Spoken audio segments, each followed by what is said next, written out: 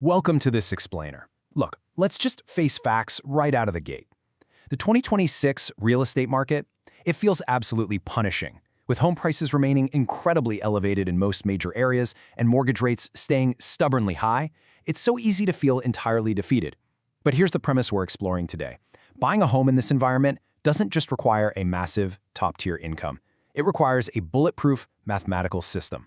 If you're sitting there right now feeling completely trapped in the renting cycle, paying someone else's mortgage every single month, believe me, you are not alone. When you look at the landscape and see average down payments soaring anywhere between $60,000 and $80,000, the math feels incredibly cruel. It almost feels like the market is actively designed to keep you out.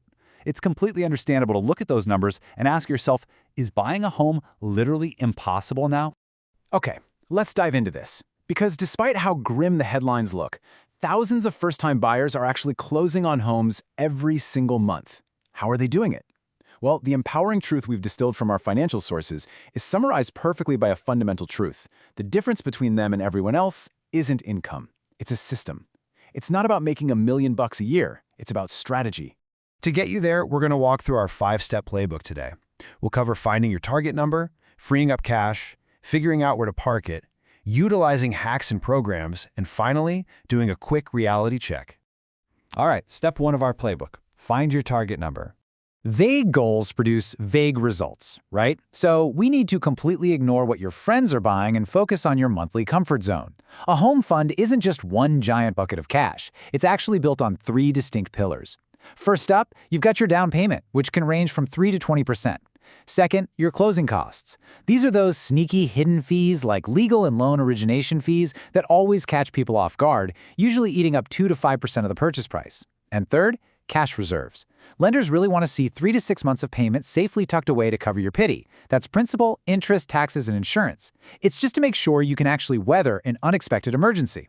Let's anchor this in some concrete math so you can really see how it works. Say you're targeting a $350,000 home in the US. If you're aiming for a 10% down payment, well, that's $35,000. Add in $12,000 for closing costs on the higher end of the scale, plus a $6,000 reserve. So your real target number, it's $53,000. That is the goal. Literally write that exact number down and stick it on your fridge. Moving on to step 2. And this is where the rubber really meets the road, freeing up the cash. Look, aggressively saving money is an absolute slog. We know that. But we can't just rely on penny pinching here. You've probably heard that vague advice a million times, just skip your morning lattes. But come on, a $5 coffee habit is not the main reason you can't afford a house. Instead, we need real solutions. Attack a 22% APR credit card debt, boom, instant guaranteed return on your money. Or downgrading a fancy car, maybe moving to a cheaper apartment to slash your rent. That frees up literally thousands of dollars a year in savings capacity. You've got to tackle the big pillars of your spending. Our sources actually shared 2 brilliant anecdotes about this exact kind of needle-moving sacrifice. One real estate millionaire admitted he actually drove this hideous 1994 Honda Civic just to completely avoid a car loan. That saved him $500 a month. And another homebuyer, a full-time fireman, spent his off days hunting down electric trains at garage sales and flipping them on eBay.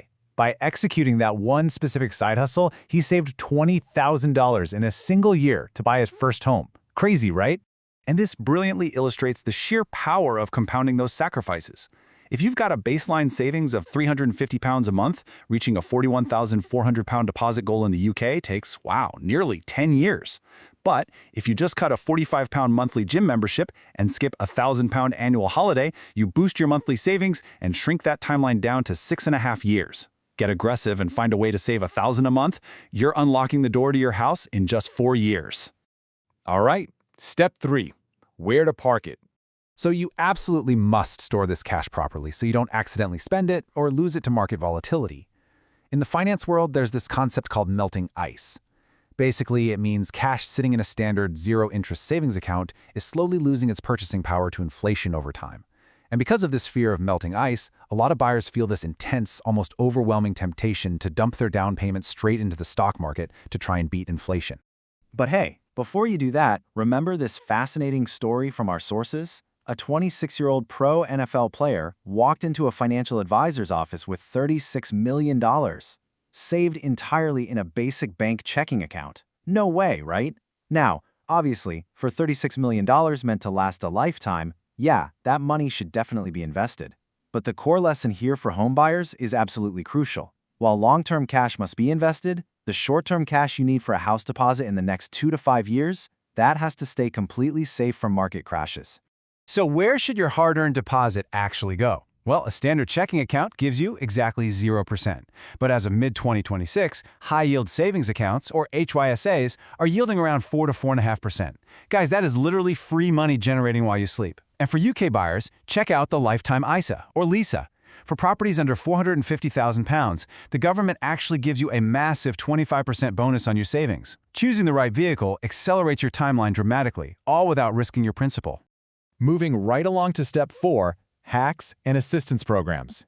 Now, what's really interesting about this is that most first-time buyers leave thousands of dollars on the table simply by not researching localized assistance programs. You really need to build what experts call the assistance stack. We're talking state and local down payment grants, some of which are straight-up free money. There's HUD-approved housing counseling to guide you. Then you've got FHA loans in the US, which let you buy a home with just 3.5% down and a credit score as low as 580. Sure, the mortgage insurance might cost a bit more, but it radically lowers the barrier to entry so you can stop renting much sooner. Also, definitely look into 3% down conventional programs, and always ask your HR department if you have employer home buying benefits. And while you're stacking up those assistance programs, please don't forget the ultimate financial lever, optimizing your credit score. Maintaining a strong credit score is exactly what secures you those lower minimum deposit requirements and the absolute best mortgage rates. I mean, even securing a loan with an interest rate just a fraction of a percent lower means you're going to pay significantly less interest over the lifespan of a 30-year fixed loan. It's a huge deal. Finally, step 5, the honest reality check.